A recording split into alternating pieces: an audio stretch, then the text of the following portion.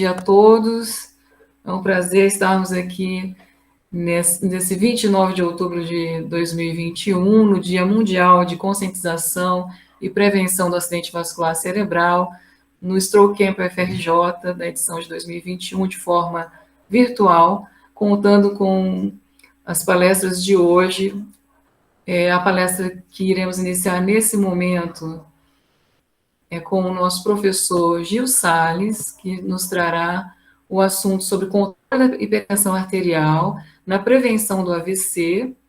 E o professor Gil Salles, ele é titular da Clínica Médica da Faculdade de Medicina da UFRJ, médico do Hospital Universitário Clementino Fraga Filho, e é coordenador do Programa de Hipertensão Arterial do HU-CFF. Professor Gil, agradecemos desde já a sua generosidade de estar aqui conosco, de ceder o seu tempo, no meio da sua demanda do dia a dia de professor, de médico, por trazer um tema tão importante para a nossa sociedade, a prevenção dos fatores de risco. Seja muito bem-vindo, a palavra é sua. Obrigado, Ana Paula, pelo convite. É um privilégio para participar do evento de vocês. Eu vou começar compartilhando com vocês. Preciso, talvez, da sua ajuda, Ana. Eu clico no apresentar agora, e aí tem uma janela ou a tela inteira? É a tela inteira, não é? Não, uma janela. Uma janela. Ah, é uma janela? Aí vai Cliquei aparecer em na uma sua janela. tela. Aí tem selecionar a janela ou tela. E aí eu boto a janela. Janela. Você visualiza a sua apresentação já? Não, a minha apresentação está aberta aqui no fundo. Isso, então se ela está aberta, você vai nos três pontinhos que você vê ali na tela do Meet, tem 3 pontinhos do lado do telefoninho vermelho, não tem? Isso eu já fiz. Ah, não, é mais opções. Os 3 pontinhos é mais opções. Perdão, é na seta do lado desses 3 pontinhos. Na seta a seta do lado foi o que eu fiz. Deixa eu abrir aqui com você. Ele vai te dar uma janela. Uma janela. Eu botei tela inteira. E agora eu vou dizer permitir. Com a tela inteira, tudo que você fizer na sua tela, nós vamos ver. Então, é interessante, às vezes, fechar e-mail, notificação, só para isso não pular para o restante. Tá? Mas a gente vê perfeitamente a apresentação. Vocês estão vendo a apresentação? Sim. Estão vendo? Sim. Porque quando eu boto a apresentação, eu só vejo a apresentação, vocês desaparecem, né? O Google Meet tem essas coisas, né? Então, vocês estão vendo? Mas na gravação está aparecendo o senhor, professor. Está aparecendo. Então, tá legal. Então, obrigado. Vamos lá, gente. Então, já agradeci a Ana Paula a gentileza do convite, né? Eu preparei uma apresentação rápida, e a Ana me disse que, na verdade, teria profissional de saúde, mas também teria várias pessoas leigas que assistiriam esse evento, né? Então, eu vou, na verdade, fazer uma palestra para profissionais de saúde, mas vou usar frequentemente uma linguagem que eu acho que os leigos entenderão também. Eu acho que é importante todo mundo participar de um assunto tão importante como acidente vascular cerebral, tá? Então, eu começo, como é de praxe nessas apresentações, apresentando o conflito de interesses, tá? Então, esses são os meus conflitos de interesse durante toda a minha vida profissional, tá? As relações com indústrias privadas, principalmente com indústrias farmacêuticas, que estão aí apresentadas, têm mais de 15 anos, tá? Nos últimos 15 anos eu não tenho nenhuma relação com a indústria farmacêutica, nem com nenhuma indústria privada. Nesses últimos anos, basicamente, eu sou financiado pelas agências oficiais de pesquisa, CNPq e FAPERJ, principalmente. Então, não há nenhum conflito de interesses com o conteúdo do que eu vou falar para vocês, tá? Eu vou começar falando algumas coisas que vocês já certamente conhecem bastante bem, né? Que é a importância do AVC, né? AVC é a segunda causa de morte no mundo. A primeira causa é infarto agudo do miocárdio. As doenças cardiovasculares são a principal causa de morte no mundo inteiro e no Brasil também. Nos Estados Unidos, há mais de 800 mil casos por ano de AVC. No Brasil, na década passada, havia coisa de quase 100 mil mortes por ano no Brasil por AVC. Tá? No Brasil, dependendo da região, AVC é a principal causa de morte ou infarto é a principal causa de morte, depende da região. Mas tem quase 100 mil mortes de AVC por ano no Brasil. Né? A Covid-19 matou 600 mil brasileiros em 1 ano e meio, mas vocês veem que a endemia de AVC, em 6 anos, mata exatamente coisa em torno de 600 mil, quase 100 mil por ano. Né? Então, é um assunto importantíssimo. Mais importante ainda é que dos pacientes que não falecem por AVC, mais da metade deles não recupera a independência funcional depois do AVC. Então, AVC é muito melhor prevenir do que tratar, né? Sem dúvida nenhuma. E a relação entre hipertensão arterial e AVC é super estrita, íntima e causal. Hipertensão arterial é a principal causa de AVC, tanto do AVC isquêmico quanto do AVC hemorrágico. Mais de 70% dos pacientes com AVC têm hipertensão arterial. Essa hipertensão, quando não é controlada, ela responde isoladamente por mais de 50% do risco de acidente vascular cerebral. Os outros fatores de risco que vocês conhecem, cardiovasculares, né, sexo, idade, hipercolesterolemia, tabagismo, diabetes, sedentarismo, obesidade, todas elas juntas respondem pelo resto, os outros 50%. Mas a metade do risco é só por hipertensão mal controlada. E o risco de AVC aumenta exponencialmente a partir de uma pressão arterial tão baixa quanto 115 por 75 milímetros de mercúrio. E cada incremento de 20 na sistólica e de 10 na diastólica duplica o risco. O que isso significa? Significa que, em relação a uma pessoa que tem 120 milímetros de mercúrio de pressão sistólica, quem tem 140 tem 2 vezes mais risco. Quem tem 160 tem 4 vezes mais risco. E quem tem 180 de sistólica tem 8 vezes mais risco. O aumento é exponencial. Não é 2, 4, 6. É 2, 4, 8, 16. É exponencial.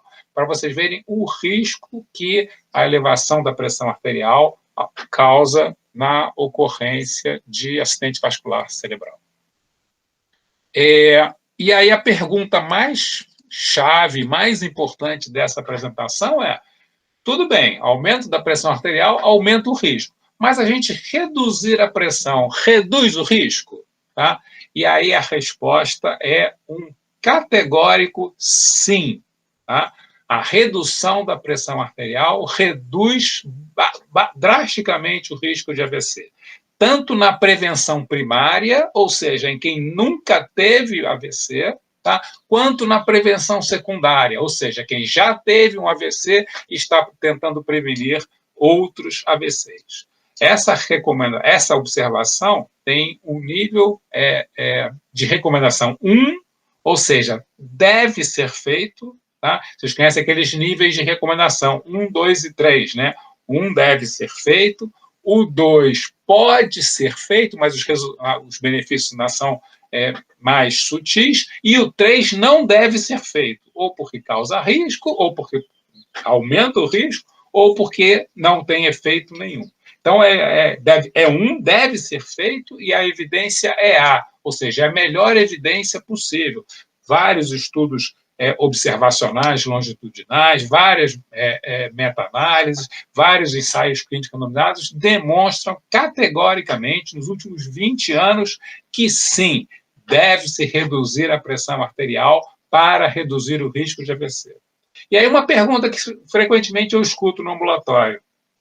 Vem cá, professor, E se o paciente tiver uma estenose aterosclerótica, uma placa aterosclerótica, estenosando as artérias cerebrais? Não é melhor deixar a pressão mais alta para não diminuir a perfusão cerebral? A resposta para isso é também um categórico não. Não. Quem tem doença cerebrovascular aterosclerótica se beneficia igualmente da redução da pressão arterial para prevenir acidente vascular cerebral. Então, a estenose de artérias intracranianas ateroscleróticas não são contraindicação a você reduzir a pressão arterial quando ela não está elevada e não controlada. Tá legal? Vamos, então, para a próxima pergunta. Já que a gente tem que reduzir a pressão arterial, para quanto a gente vai reduzir? Qual é o alvo terapêutico? Isso também é uma discussão longa, tá? E varia de acordo com alguns países.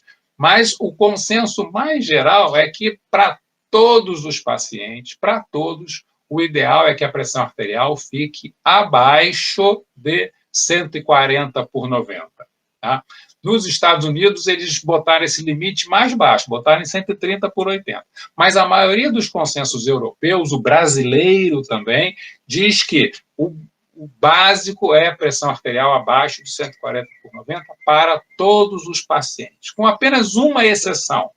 São aquelas pessoas que são categorizadas como idosos frágeis.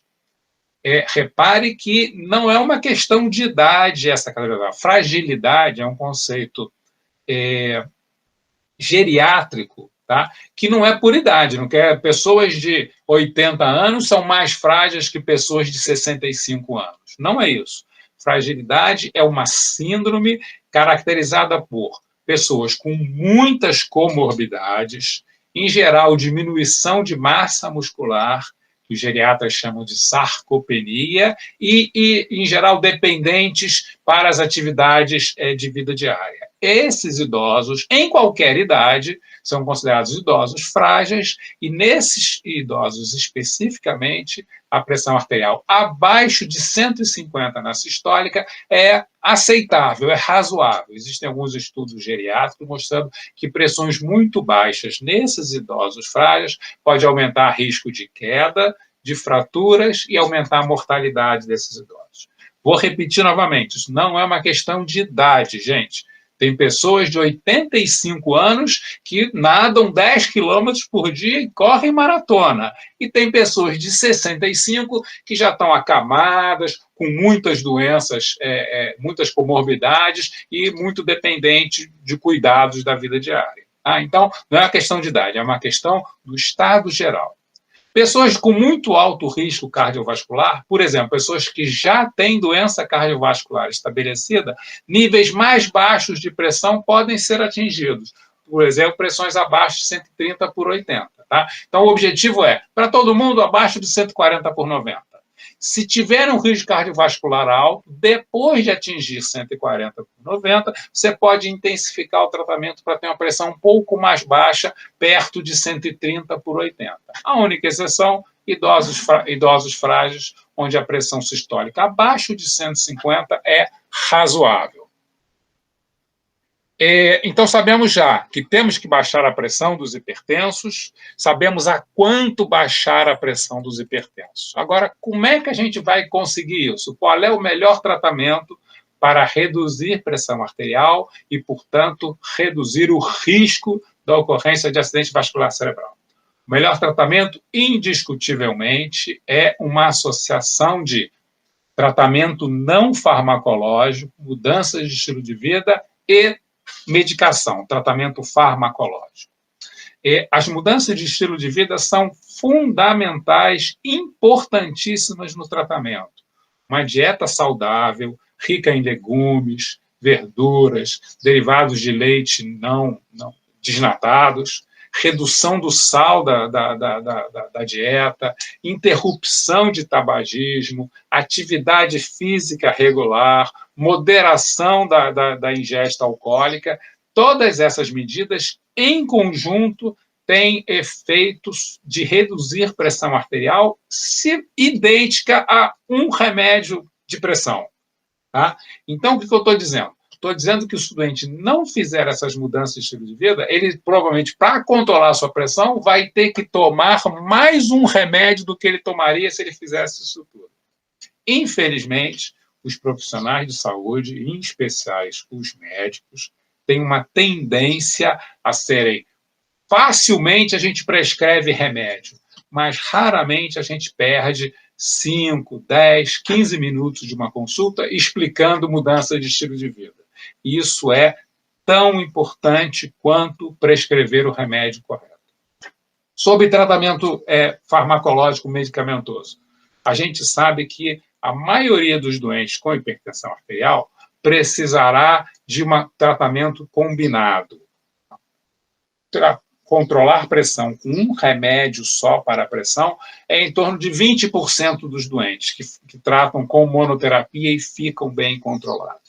No outro extremo, tem doentes que precisam de mais de 3 remédios para ter a pressão controlada. Isso também é raro, tem um nome, chama-se hipertensão resistente. Então, nos dois polos do tratamento, a gente tem um subgrupo de 20% que vai tomar um remédio só e vai ficar bem controlado. No outro extremo, pessoas que vão precisar de mais de 3 remédios. Mas a maioria dos doentes, em torno de 70%, vai precisar de combinação de 2 ou de 3 remédios. Quais são as melhores combinações? As melhores classes de drogas são 3. São os diuréticos tiazídicos, são os inibidores da enzima conversora de angiotensina ou os bloqueadores de receptor de angiotensina 2. Por isso é que a IECA, BRA está com barra, porque é um ou é outro, não se faz os dois juntos. E os bloqueadores de canal de cálcio. Esses são as 4 classes, né, considerando IECA e BRA como 2 classes diferentes, são as 4 classes que mais se demonstrou benefício em reduzir o risco de AVC. Tá? Se a gente vai combinar, quais são as melhores combinações? A melhor combinação é ou diurético com o IECA ou BRA, e essa combinação é ótima, porque ela é, inclusive, barata, tá? Ou então a combinação de bloqueador de canal de cálcio com o IECA ou BRA. É um pouco mais cara essa combinação, porque o bloqueador de canal de cálcio tem um custo um pouquinho maior. Na escolha, IECA ou BRA, qual a gente vai escolher? Tanto faz, tem os mesmos efeitos. A diferença é que os inibidores da enzima conversora, os IECAs, são um pouco mais baratos, têm um pouco menor custo, mas tem um par-efeito que algumas vezes é desagradável, que é a tosse. Os BRAs, os bloqueadores de receptores de angiotensina 2, são um pouco mais caros, mas não dão tosse. Tá? Então, no dia a dia, no nosso atendimento no SUS, qual é a minha sugestão? Comece com o IECA, que é mais barato. Tá? Se o doente tiver muita tosse com o IECA, você troca por um BRA, sabendo que o custo do tratamento vai ficar um pouquinho mais caro. Então, melhores combinações: diurético com IECA ou bloqueador de canal de cálcio com IECA. Tá legal? Então, já sabemos que temos que reduzir a pressão, sabemos a que nível a gente reduz a pressão e sabemos perfeitamente agora quais são os melhores tratamentos para atingir os alvos de pressão que a gente deseja. Tá? Então, parece simples, né? Remédios eficazes, paciente mudando seus estilos de vida para melhorar o tratamento. Então, tá tudo beleza, né? Vamos controlar a pressão em todo mundo, não é isso? Infelizmente, não é isso que a gente observa. Né? Isso aí, por exemplo, é dados de percentual de controle de pressão em vários países do mundo. Vocês veem que a maioria, inclusive o Brasil, fica aí perto de 20%, 25%. Isso é população de hipertensos gerais, tá? Porque vocês sabem que de todos os hipertensos, metade deles, 50%, nem sequer está tratando, tá? Ou porque nem sabe ser hipertenso, ou porque sabe, mas não trata, tá? Dos que tratam, o controle é um pouquinho melhor, né? Esse é o gráfico dos que tratam.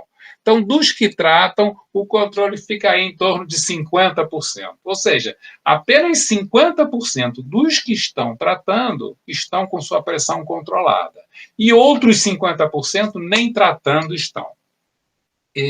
Ou seja, o resultado é horroroso. Né? Por que a gente, se sabe como fazer, tem remédios baratos e eficazes. Por que a gente não consegue controlar a pressão arterial? Isso é uma questão mundial, não é só brasileira, não, gente. Vocês veem que os números do Brasil estão aí próximo dos números de outros países do primeiro mundo, né? Países desenvolvidos. Por que a gente não controla a pressão arterial, afinal? E aí tem duas questões importantes nisso. A primeira, e talvez a mais importante, tem esse nome. Chama-se adesão ao tratamento. Tá?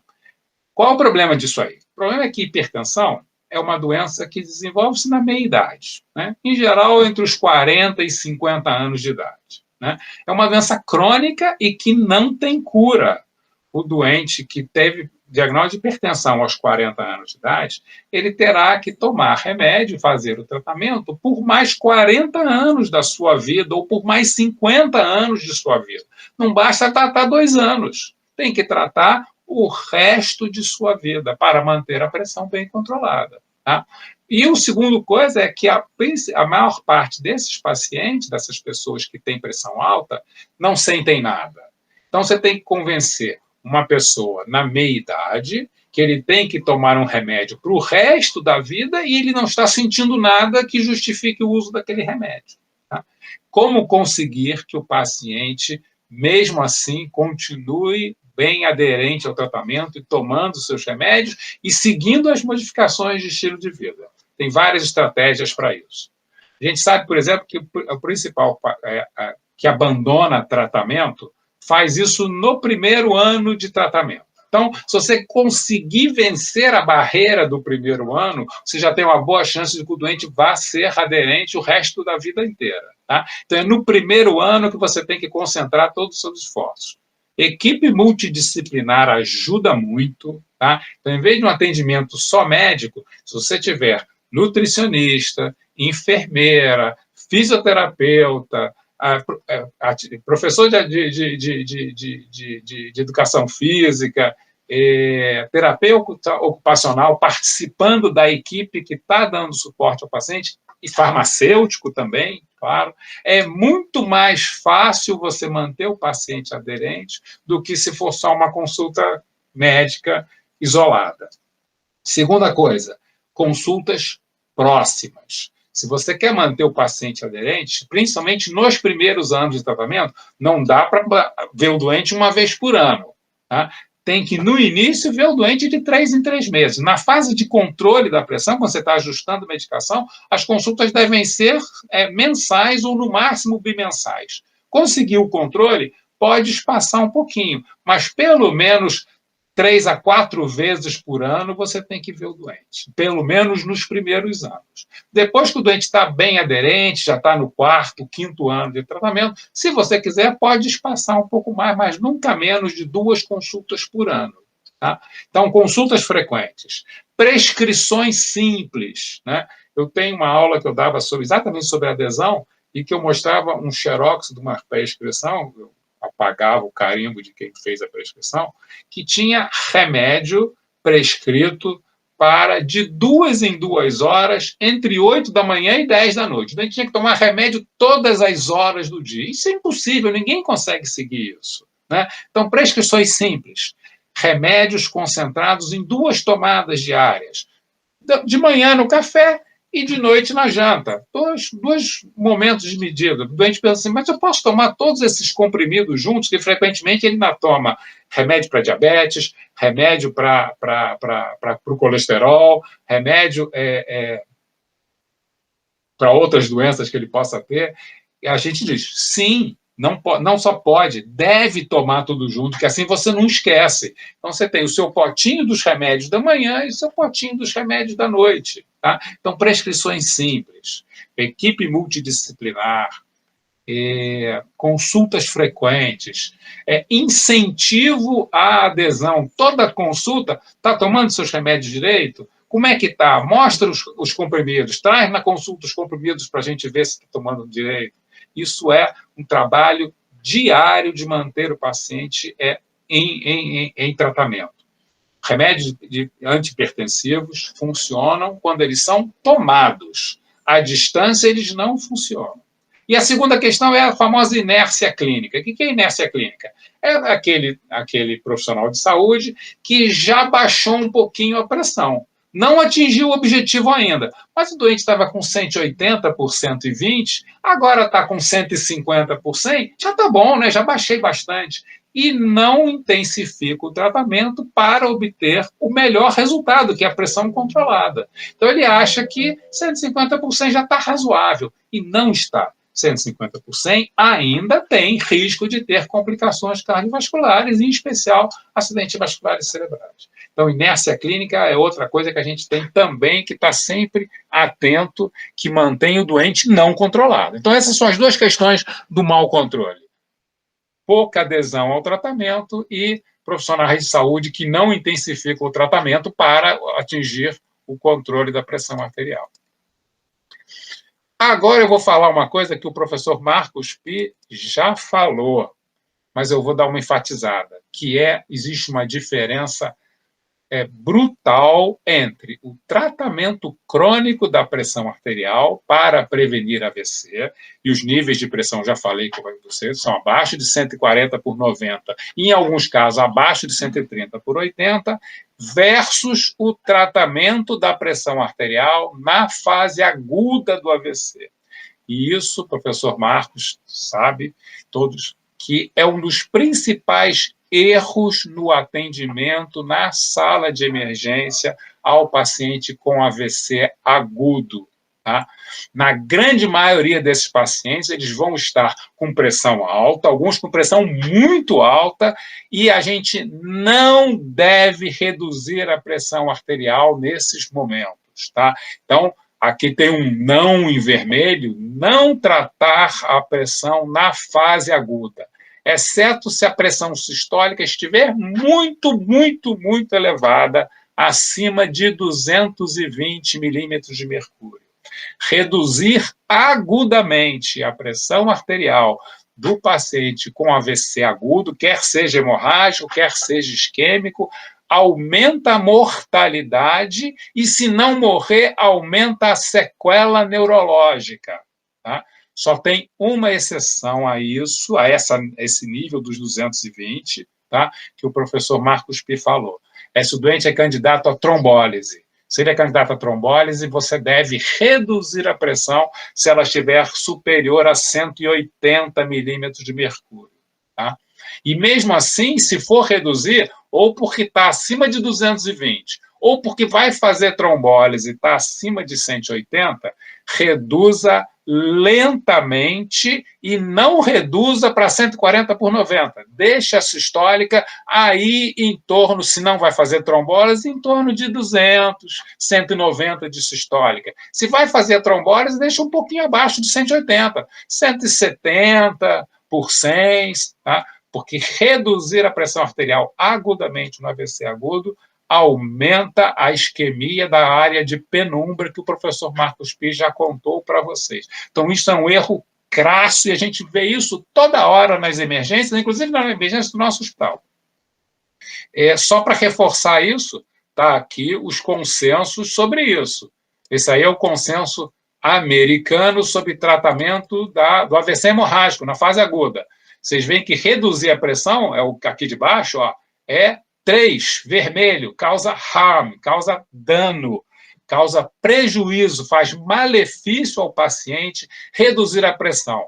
Tá? Só reduzir se estiver acima de 220. Se estiver entre 150 e 220, deixe a pressão como ela está durante os primeiros dias. Isso vale para o AVC isquêmico, e aqui está o consenso do AVC e vale para AVC hemorrágico, e aqui está o consenso do AVC isquêmico, que é idêntico. Está aqui, vermelho, nenhum benefício de reduzir a pressão. Aqui tem a diferença de se vai fazer trombólise ou se não vai fazer trombólise. Se vai fazer trombólise, esse aqui, você reduz para menos de 180. Se está abaixo de 185, você reduz um pouquinho para perto de 180 antes de fazer o trombolítico. Se não vai fazer trombolítico, deixa a pressão até 220, tá? não reduz a pressão arterial desse paciente. Aqui é o consenso europeu que diz a mesma coisa, está aqui, 3.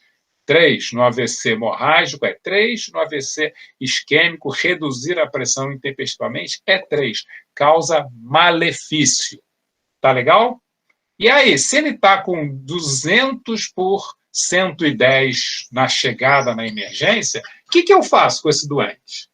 Eu observo, a pressão arterial vai baixar espontaneamente nos próximos dias, tá? E reinicio o tratamento antihipertensivo, se ele já usava antes, ou começo o tratamento hipertensivo, se ele não era tratado, depois de pelo menos 3 a 5 dias, desde que ele esteja com um quadro neurológico estável e com pressão arterial acima de 140 por 90. Tá? E o alvo é aquele que eu falei para vocês, é baixar a menos de 140 por 90. E nesse caso, o tratamento começa com medicação por via oral, claro. Né? No quadro agudo lá, se tiver que fazer trombólise, você vai reduzir isso com medicação venosa, em geral, com nitroprusiato de sódio. Então, tem uma distinção clara entre tratar na fase aguda, onde você vai deixar o doente com 200 por 120 de pressão, e depois tratar na fase crônica, quando você vai começar a medicação, medidas de mudança de estilo de vida, e manter a pressão abaixo de 140 por 90 ou abaixo de 130 por 80. Tá legal? Então, para terminar, qual é o resumo disso tudo? A base da prevenção do acidente vascular cerebral, tanto da prevenção primária, do primeiro AVC, quanto da prevenção secundária, é o controle da hipertensão arterial. Tá? Isso deve ser conseguido com mudança de estilo de vida e medicação antihipertensiva. Deve também ser tratado os outros fatores de risco, é claro. Né? Então, se tem dislipidemia, ele deve ser tratado com estatina. Se tem diabetes, o diabetes deve ser bem tratado. Se é tabagista, tem que interromper o tabagismo e assim por diante. Os outros fatores de risco têm que ser tratados. E, especificamente, para a prevenção secundária, os antiplaquetários, como sempre, a aspirina é o principal deles, tem que ser indicado também. Então, isso é assim, um panorama geral da prevenção do acidente vascular cerebral. Gente, obrigado pela atenção. Ana Paula, volto para você. Deixa eu fechar aqui. Muitíssimo obrigada, professor Gil Salles. É muito impactante essa palestra. Acho que todos aqui vão levar esses conhecimentos para suas vidas. Eu tenho Eu estou à disposição de vocês. Eu tenho uma pergunta antes da Inaci, por favor, Inaci.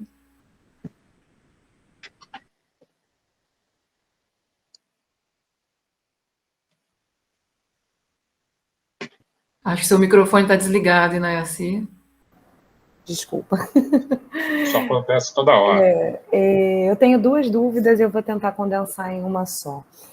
Primeiro, eu fiquei bastante impactada pela informação da pressão arterial de 115, né, de sistólica já ser um fator de risco. Não, perdão, a partir de 115. A partir de? A partir de 115. E a minha dúvida é se a partir de 115, com esse incremento, né, em progressão geométrica para o risco de AVC, ele é em pacientes já diagnosticados com hipertensão arterial e, portanto, com a pressão mantida a 115 ou a 118, assim por diante, ou não? Isso é para pessoas não diagnosticadas com hipertensão, e a gente considera já, a partir de 115, um fator de risco. E só para eu condensar, a minha segunda pergunta é sobre o acesso medicamentoso. Frequentemente nos serviços, né, de reabilitação, quando a gente preenche a ficha, a gente pergunta, né, o senhor é hipertenso? É claro que a gente vai olhar os exames, mas esse primeiro contato, e normalmente eles nos respondem não, e aí quando a gente vai ver, ele faz uso de ECA, faz uso de Braille, não tem, normalmente não tem essa consciência, né, não acha que por estar tratado ele não se enquadra mais, né, como hipertenso, e também não mantém esse tratamento a longo prazo, esse acompanhamento.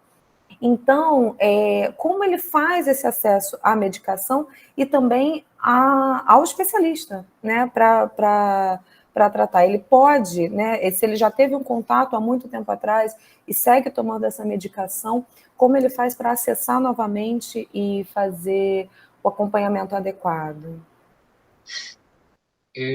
Olha só, Inayassi, duas perguntas, né?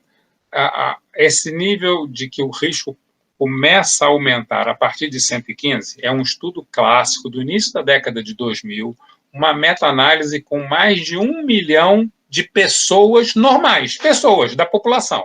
Tá? Se viu que a partir de 115 o risco já começa a aumentar, mas aumenta, como é exponencial, aumenta pouquinho. Então, de 115 para 125, aumenta muito pouco, porque ainda está naquela fase da curva que é achatadinha. Onde a curva se torna mais vertical é a partir de 140. Por isso é que a maioria dos países tem o limite de 140/90 para definir hipertensão arterial. Os Estados Unidos, no último consenso deles, que é de 2018, reduziu esse nível para 130/80. Então, se você for norte-americano e tiver pressão de 130/80, você vai ser chamado nos Estados Unidos de hipertenso. No Brasil, na Europa, no Canadá, na Austrália, você será chamado de pré-hipertenso. Tá? Então, o que é o normotenso em todos os consensos, exceto no americano? É quem tem pressão até 120/80. Tá? Quem tem diastólica entre 80 e 89 e sistólica entre 121 e 139 é pré-hipertenso. E se tiver pressão igual ou superior a 140/90 é hipertenso. Tá? Por quê? Porque é a partir de 140 que a curva sobe muito exponencialmente. Tá? Mas você está me perguntando, por esse estudo, realmente é melhor ter 120 do que 130. Tá? Por isso é que os estudos de intervenção mostraram que nos doentes, porque também a redução do risco é proporcional ao teu risco basal. Quanto maior o seu risco, maior é o seu benefício de reduzir a pressão e reduzir risco. Então, se sabe que se o doente já tem doença cardiovascular, qualquer delas, se já teve um AVC, se já tem doença coronariana, se tem doença arterial periférica, o risco já é mais alto, porque tem isso, então a pressão de 130/80 é boa, abaixo de 130/80. Em diabéticos também, porque diabéticos são de alto risco. Em doentes com doença renal crônica, também são de alto risco. Então, esses doentes se beneficiam de pressões menores. No hipertenso tradicional, sem esses maior risco, uma pressão abaixo de 140/90 é suficiente. Tá? Sobre como é que esses doentes devem ser tratados. Hipertensão é uma doença que acomete 30% da população adulta de todos os países, 30%. Tá? Então, você imagina, temos aproximadamente 200 milhões de brasileiros, 30% deles são hipertensos. Ou seja, quem deve tratar esses hipertensos? Não tem especialista para isso. Tem que ser o clínico e o médico de família. Tá? Encaminhar para o nosso hospital universitário? Pode encaminhar, mas encaminhar os casos mais graves. Por isso é que a gente atende, basicamente, aqueles 20% que estão no colo de cá, que vão precisar de muito remédio. Tá? Mas os outros 80%, que vai controlar com um remédio só, ou com 2 ou 3 remédios, devem ser tratados nas unidades primárias de atendimento, na clínica da família. Tá? Então, se o doente não sequer sabe se é hipertenso, mas tem IECA e diurético na prescrição, você deve dizer para ele que ele precisa voltar à clínica da família para manter o acompanhamento da sua hipertensão arterial. Tá? Perfeito, obrigada. Professor Gil, nós tivemos no campo nessa semana, né, desde segunda-feira, estamos tendo palestras de diversos temas relacionados ao AVC, e uma das palestras foi justamente de uma médica da família a respeito do tema de adesão medicamentosa, mudança de estilo de vida. Então, extremamente pertinente a sua lembrança, o seu comentário. E eu gostaria aqui só de acrescentar de que isso já foi mostrado há mais de 20 anos no artigo do Pontes Neto, na Stroke, né, de que os pacientes chegam aos nossos ambulatórios com AVC e nos relatam que não conheciam, né, não tinham conhecimento de ser hipertensos. Isso já foi mostrado há mais de 20 anos e é o que eu recebo até hoje no ambulatório. Nossa, grande maioria dos pacientes, a grande maioria chega até nós, já com o AVC instalado, e nos relata que não era hipertenso, fiquei hipertenso com o AVC. Então, a partir dessa fala, o que nos choca muito como profissionais da saúde é a percepção da falta de educação populacional em relação à saúde básica, né? Ao que pode ser ensinado no SUS, pode ser ensinado em escolas, em campanhas educacionais, né? Na escola, na comunidade, nos centros comunitários, enfim, diversos centros que a gente poderia ter campanhas públicas, né, de educação em saúde, como controlar fatores de risco, riscos tão importantes, né, para o infarto agudo do miocárdio, para o AVC, doenças preveníveis, né? Então, esse é o lema da World Stroke Organization, de que o AVC é uma doença prevenível, né? Que não sejamos pegos de surpresa pelo AVC, né? Óbvio que existem os casos idiopáticos, que sem causa aparente, isso sempre haverá, a natureza, nossa natureza, mas 30% dos casos, né, ou até mais, poderiam ser prevenidos se fosse identificada a pressão alta, né, o aumento da pressão arterial, e medicado. Então, professor Gil, a sua fala é de extrema importância. Saiba que essa palestra será veiculada aos 180 inscritos do campo desse ano, então a forma virtual chega a mais pessoas, né? Será veiculada nas nossas mídias sociais do laboratório, que é o canal do YouTube e no Instagram, para que esse conhecimento se difunda. Esse é o objetivo do nosso grupo, porque é um conhecimento extremamente básico, né, que você pode salvar vidas, diminuir limitações funcionais, diminuir sequelas.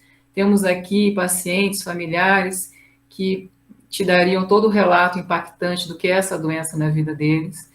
E eu te agradeço imensamente. A gente acabou de ouvir, só para contextualizar, a palestra do Dr. Gil Salles, professor da UFRJ, é um dos maiores pesquisadores em controle de pressão arterial, mais ainda em controle de pressão arterial resistente à medicação.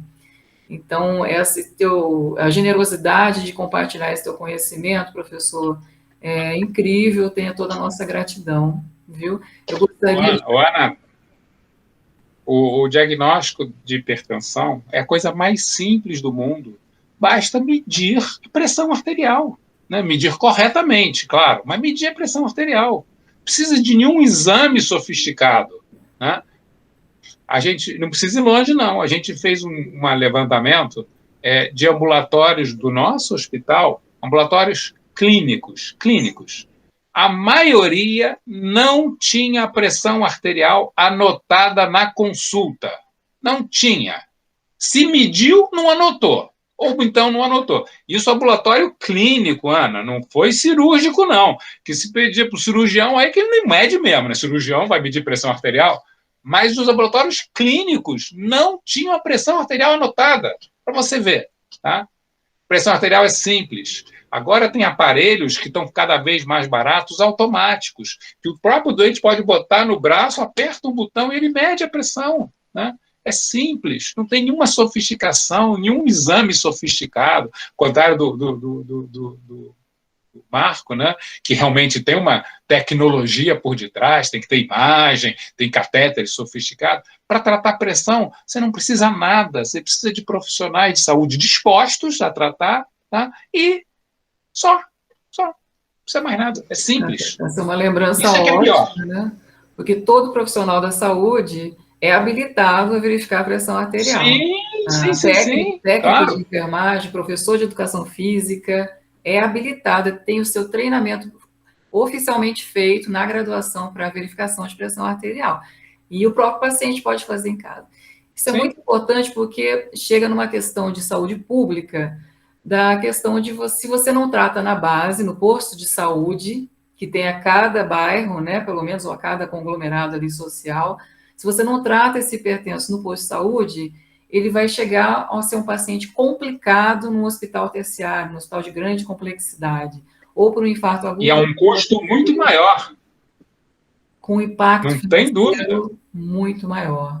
Então, professor Gil, o campo de AVC e o laboratório de AVC da UFRJ está à disposição, somos um parceiro seu nessa luta, porque nós acreditamos realmente que a prevenção do AVC se dá com educação populacional, de conceitos simples, básicos de saúde, e que podem, sim, ser feitos por todos, né? Por todos, de uma maneira muito simples, em casa, com as mudanças de hábito de vida, ao invés de pegar a escada rolante, pegar a escada mesmo, deixar o carro na garagem de bicicleta, dietas e tudo mais. Dança, né? Uma atividade lúdica, medidas simples, né? Que possa prevenir o AVC.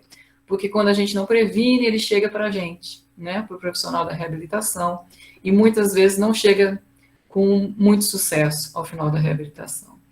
Então, desculpa, eu tenho uma mãozinha levantada aqui, a dona Leia. Dona Leia, só gostaria de fazer uma pergunta, querida? Eu não sei se é por acaso ou não.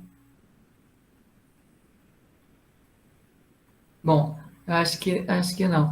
Mas, enfim, professor, fica a nossa gratidão, tá? Somos parceiros na luta da conscientização da prevenção do AVC. Tá? Um prazer recebê-lo aqui. Você tem alguma mensagem final ou nós podemos encerrar? Fique à vontade, querido. Eu que agradeço vocês, Ana. Estou à disposição para o que vocês precisarem. Obrigado pelo convite. Muitíssimo obrigada.